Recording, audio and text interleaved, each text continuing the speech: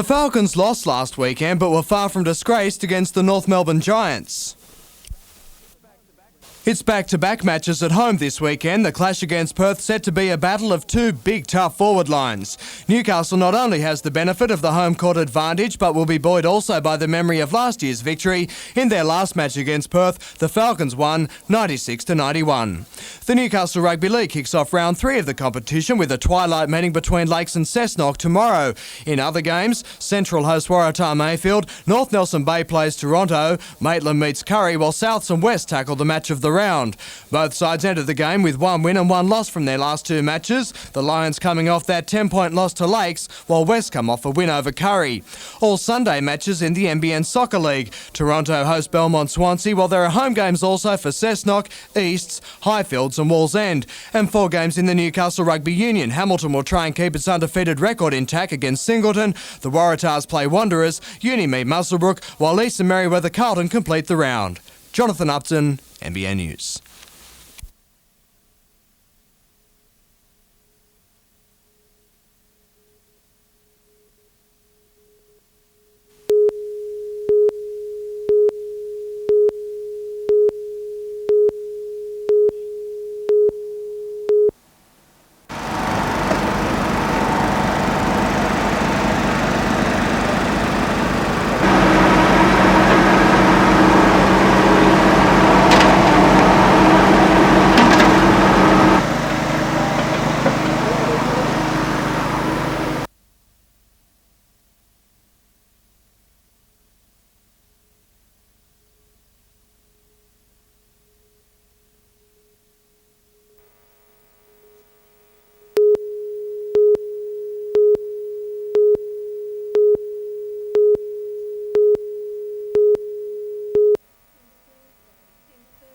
Since Thursday, 4 children have been admitted to Singleton Hospital suffering from serious asthma. The recent increase in attacks has prompted one local doctor to contact the EPA. The information is quite disturbing, so we immediately contacted the health department and asked them to investigate the specific cases which were alluded to in the report. The EPA is testing air quality in the valley and will investigate potential sources of pollution next week. Today, a spokesperson from Singleton Hospital said they hadn't noticed a marked increase in the number of patients with asthma and that recent admissions were consistent with this time of year. While Mr Dodds admits the EPA is acting on one letter of concern, he says the issue is serious. We're taking this matter very seriously. This report came from a member of the medical profession. Meanwhile, the John Hunter Hospital is denying claims that 16 beds in one of its surgical wards will be closed. Chief Executive Dr Brian Howell says a reshuffle is underway with the beds needed elsewhere. Because of the winter demand, during winter the number of patients coming through or presenting to the hospital increases. To ensure surgical procedures aren't interrupted, more operations will be carried out at the Royal Newcastle Hospital. Sarah Griffiths, NBN News.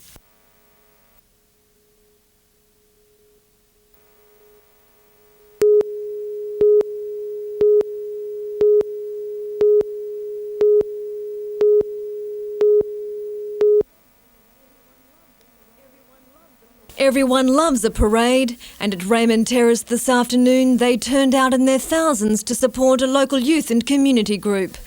Dance and aerobics teams joined businesses and sporting clubs in a procession through the town centre, parents and children determined to help a good cause. The parade was organised to raise the profile of Terrace Care, a volunteer organisation dedicated to helping people in need. Meanwhile, at Maitland Showground, thousands enjoyed entertainment of a different kind. Dogbite 97 showcased 30 bands and performers with the aim of nurturing local talent. The crowds are expected to grow to 10,000 by later tonight. Maitland Council hopes to make the event as popular as Sydney's now defunct Big Day Out.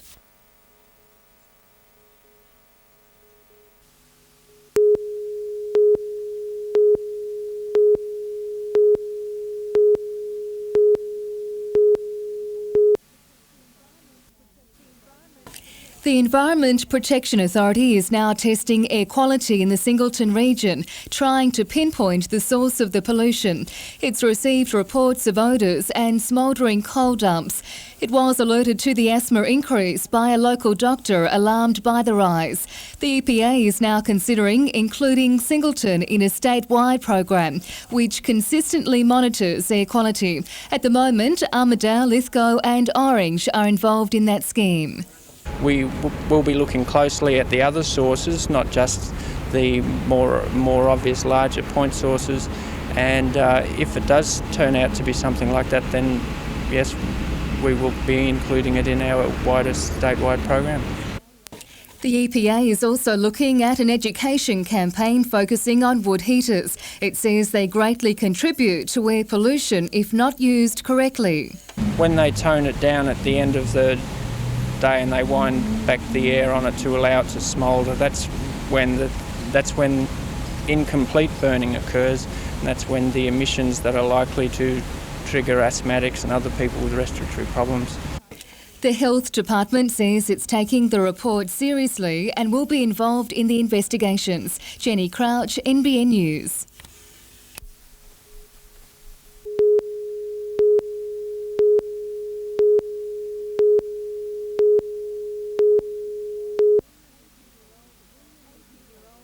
"80-year-old William McNeil was assaulted in his Wallsend home last November. He suffered cuts and shock after being put in a headlock and threatened with a broom handle.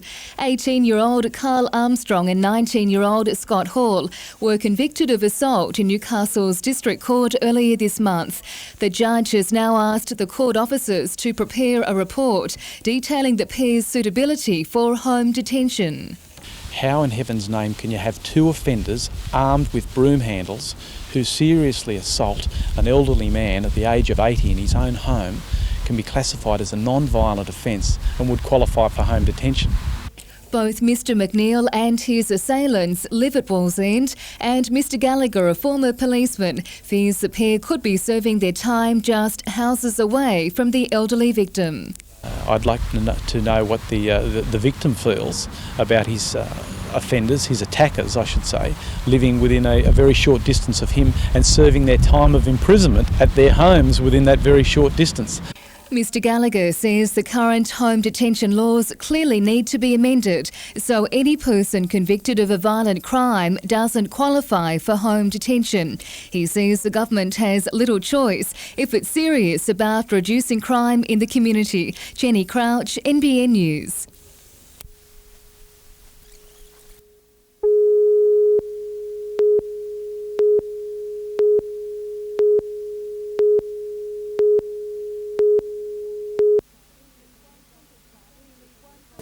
Nearly 100 fathers have been involved in focus groups over the past year in Sydney, Melbourne, Brisbane and Dubbo. They've been discussing ways to influence the driving behaviour of their sons. The research by Newcastle University, titled Men and Boys, has questioned recent attention given to female drivers and female drinking.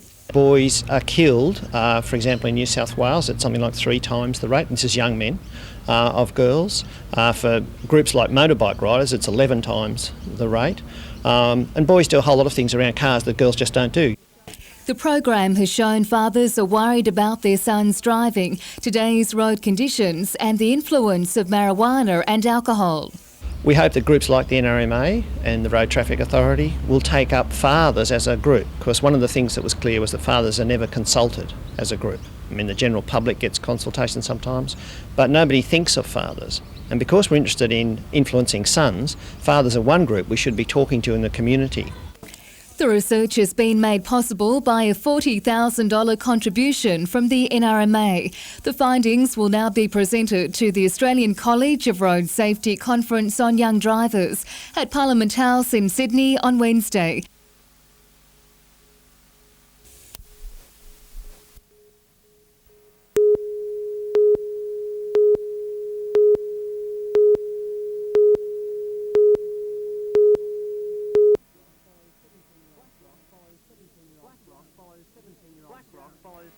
Blackrock follows 17-year-old Jared, a witness to the brutal rape and murder of a 15-year-old schoolgirl.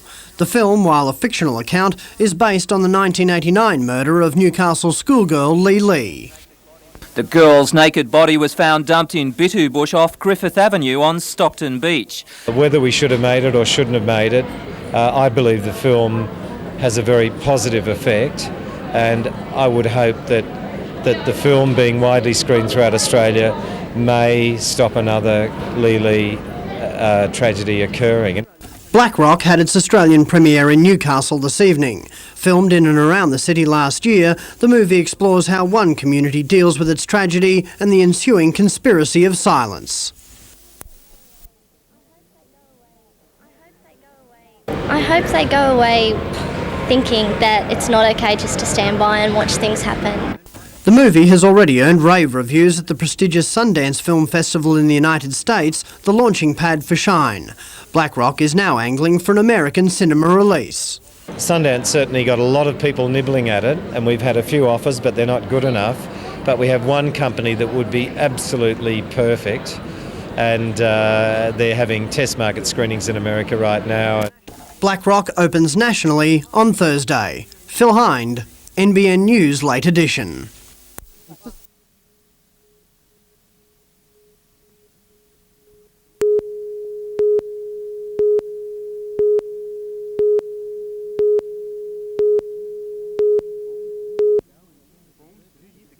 Formed 2 years ago and sent as observers to the Atlanta Olympics, Dash for 2000 knows better than anyone that there are opportunities for training venues and support services associated with the 2000 Games. So we need to galvanise some action, not only with the councils, not only with the HROC or the Hunter Regional Organisation of Councils, but also other bodies like the Chamber of Commerce and the Hunter Economic Development Board, who have been incidentally very supportive of Hunter Dash and are aware of what we're about and are backing us very strongly. Already world-class athletes are getting a feel for the area and its facilities such as Newcastle's Hockey Centre and the Lochinvar Equestrian Centre. Lake Macquarie, which will be celebrating its bicentenary in the year 2000, is bidding to host Olympic-class sailing trials. Meanwhile, back on dry land, good news for cyclists today with a $150,000 dollar-for-dollar state government grant to build more cycleways. Bonnells Bay and the Pelican Foreshore are considered priorities in the Lake Council's paved cycleway program.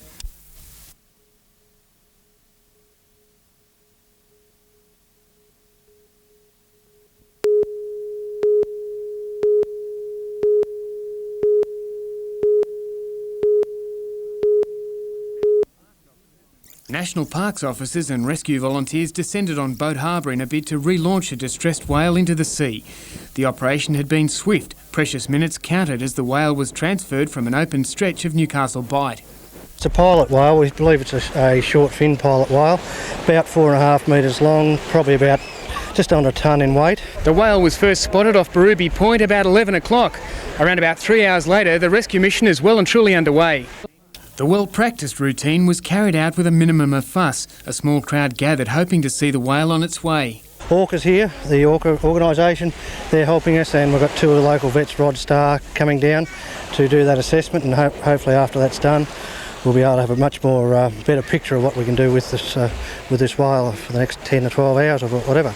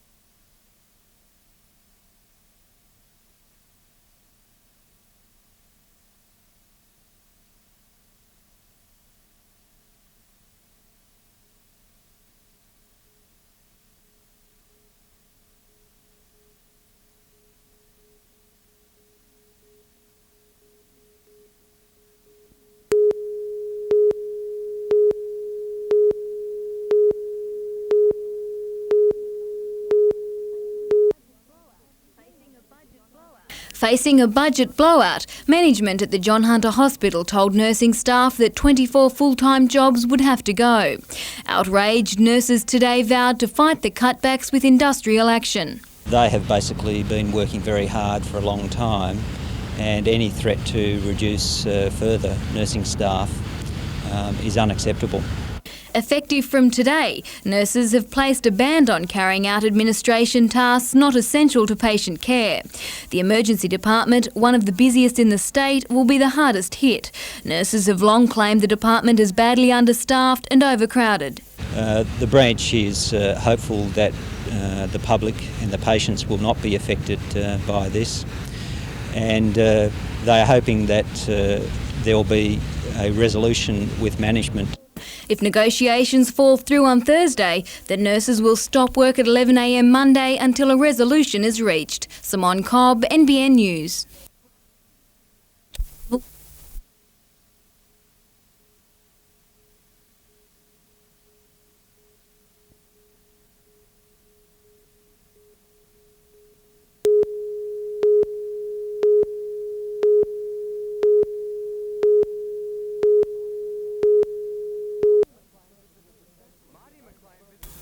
Marty McLean visited the specialist today for further treatment on his injured finger, dislocated in the Falcons' first home game of the season against North Melbourne. The diagnosis is encouraging. He's got his fingers crossed that he'll be back for the weekend's NBL game, but Wednesday's Premier League match is out of the question. It's the hardest thing, just sitting there watching everyone go around. You know, you come to practice every day and you just watch the guys there, you know, the team's there and you're over here, and it's just, it makes it really tough.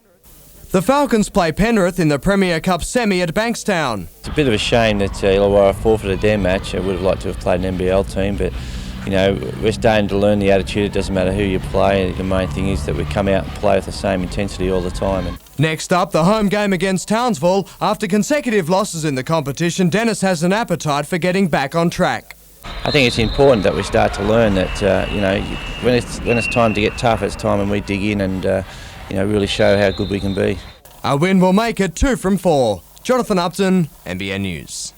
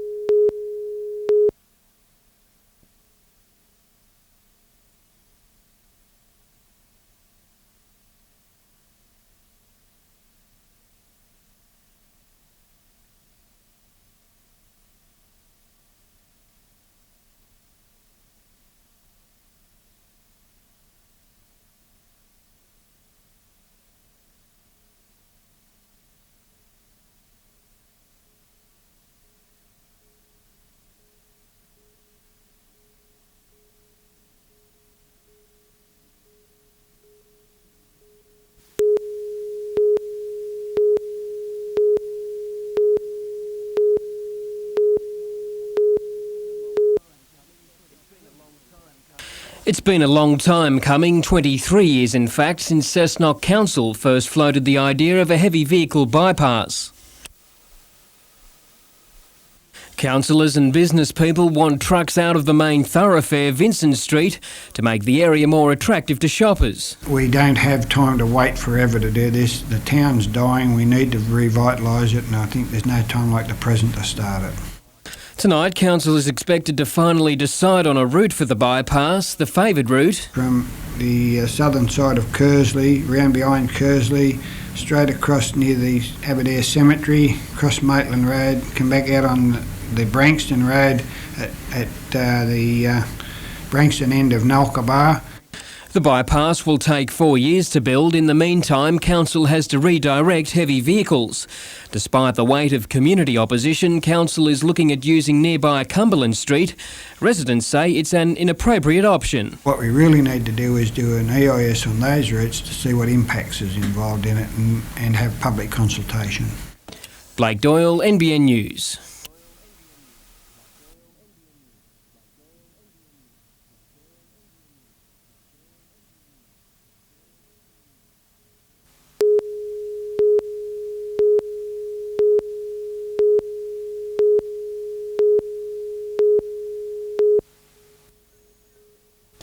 Kerry Howard has been suffering a great deal of pain in her left arm for several years as a piece of bone has been pressuring a nerve in her spine.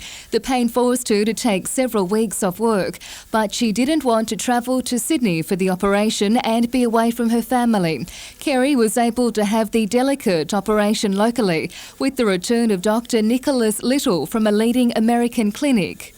Well, I think it's very important for both me and the Central Coast because in the past these operations have been performed in Sydney or Newcastle in major hospitals, and this makes it a lot easier for the local population to get things done locally.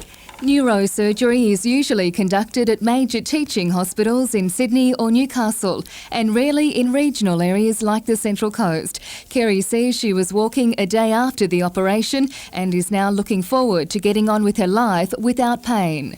I was restricted in a lot of things I could do. As far as putting my head down to write anything, I would have to stand up and keep the piece of paper in line with my eyes.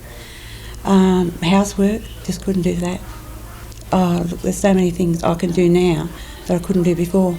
The hospital is now preparing to undertake similar operations and using a video of Kerry's operation to train other doctors. Jenny Crouch, NBN News.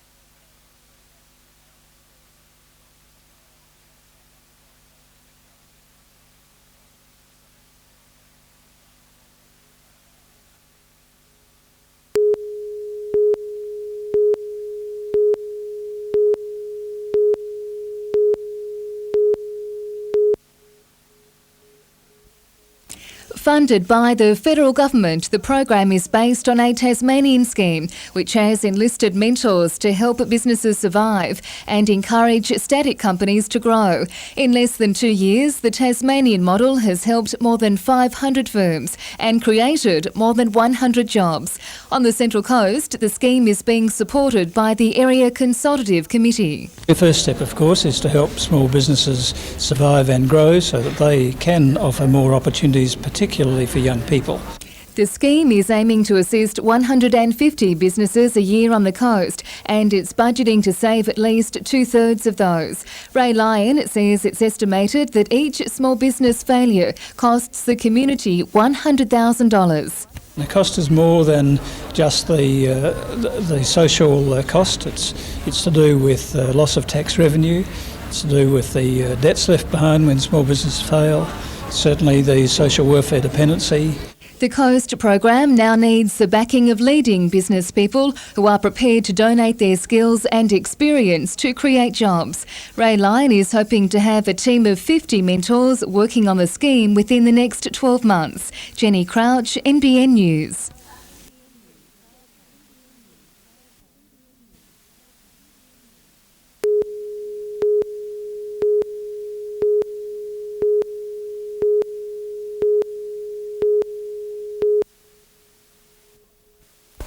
No, they're not the latest answer to the defunct Gold Coast Rollers, and their technique certainly isn't copybook, but the Gold Coast results speak for themselves. After plenty of travelling in the opening 8 rounds of the ARL, the Chargers return to Carrara tomorrow, the club hoping to basket its 4th victory of the season. Home crowd support will lift the blokes, they'll grow another leg, and as I said, we'll come out firing and they'll know they've been in a battle.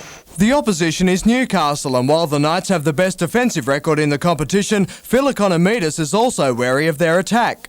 They're going to be hard to beat, but as I said to my blokes, we'll get our game plan bulletproof this week and play to that, and hopefully everything will go our way. Battles between the clubs have been shared. Both have won 5 with 1 draw. They're not easy to beat up there, and all we're really concerned about is improving on our last performance.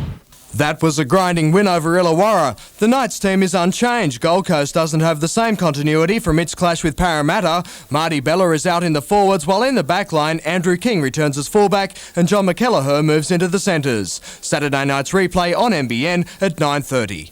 Jonathan Upton, NBN News.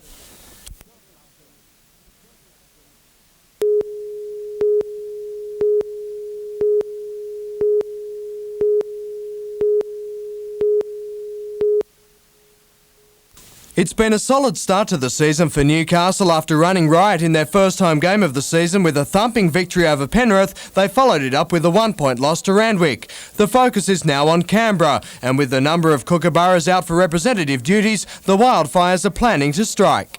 They've got plenty of depth, and in their first year in the competition they made the grand final in first grade and won the reserve grade premiership, and last year they won the Colts premiership, so they've got plenty of depth. They have got a few players out, but they've been performing well and they'll be hard. Newcastle is equal 4th on the ladder, Canberra equals 7th. It's important that you gain momentum early in the season for a couple of reasons. One, to get the points and get yourself up the table, and two, to put the opposition in a bit of doubt of how strong you are and adjust accordingly when they play you. It's Series 5 of the Newcastle Rugby Union tomorrow. Muswellbrook hosts Easts, Maitland plays the Waratahs, Merewether meet Hamilton, while Uni tackles Singleton. The Bulls were given a hiding by Hamilton last weekend, but should be buoyed by the return of New South Wales country reps Steve Merrick, Tim Rapp and Bradley Schultz. 2 matches in the coalfields tomorrow to kick off round 4 of the Newcastle Rugby League. Curry play the unbeaten North Nelson Bay and Cessnock host Souths, while on Sunday there are home matches for Waratah Mayfield, Toronto and Wests. The Rosellas enter the match coming off consecutive victories in the competition. And in the NBN Soccer League, Edgeworth plays Toronto tonight, Broadmeadow meet Western on Saturday, and the round is completed with 3 matches on Sunday. Jonathan Upton, NBN News.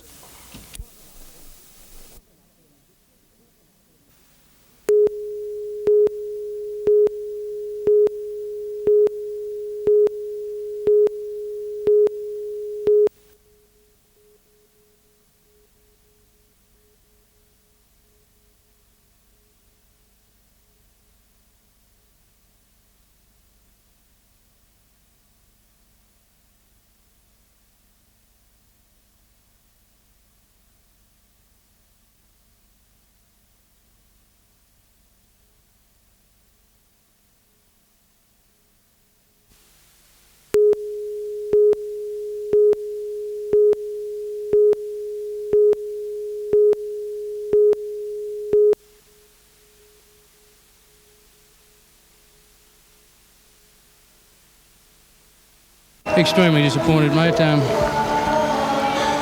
We tried hard in patches and we were very ordinary in other periods of the game. Obviously 2 points would have been very valuable, but they deserve what they got. Okay, well, bad luck.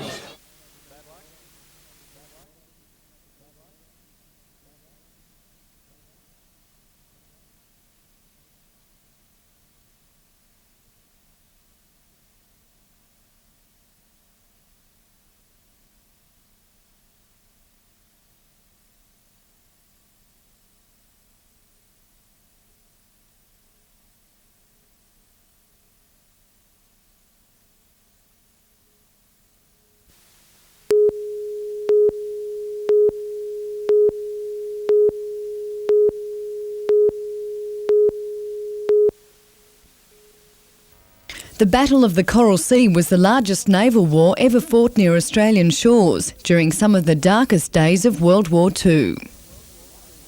Australian and US troops blunted Japanese advances in the Pacific, saving Australia from invasion in May 1942. 55 years later, a web of trust has been established with our Asian neighbours, but the memory of the attack lives on.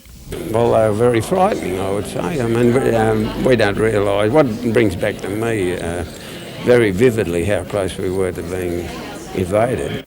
Today, at one of Australia's most significant maritime centres, a sea of faces remembered. Well, it's really exciting because you do meet your old comrades, and it's a battle to be remembered, and it's nice to see the boys again. As age wearies the remaining diggers, a chorus of young people carry the tune of remembrance into the coming years.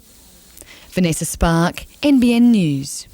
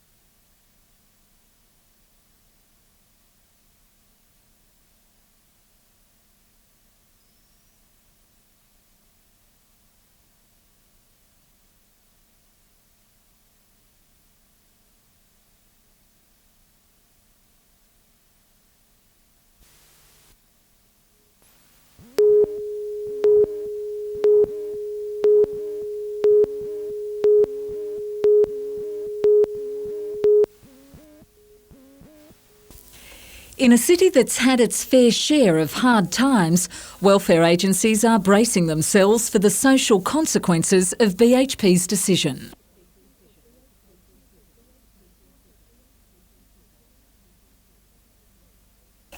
Bishop Roger Herf launched the Samaritans' Winter Appeal along with the Lord Mayor's Winter Fuel Appeal, calling for help for the city's unemployed.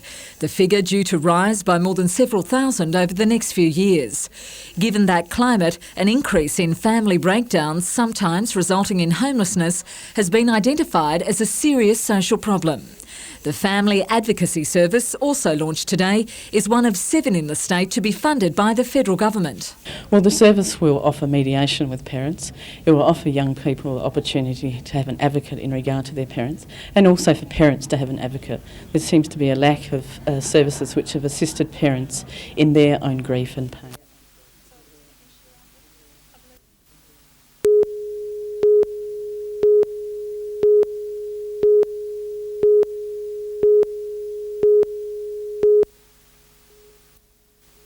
The bridge across the mall was added as something of an afterthought in the early 80s to link the 4 buildings which make up Market Square.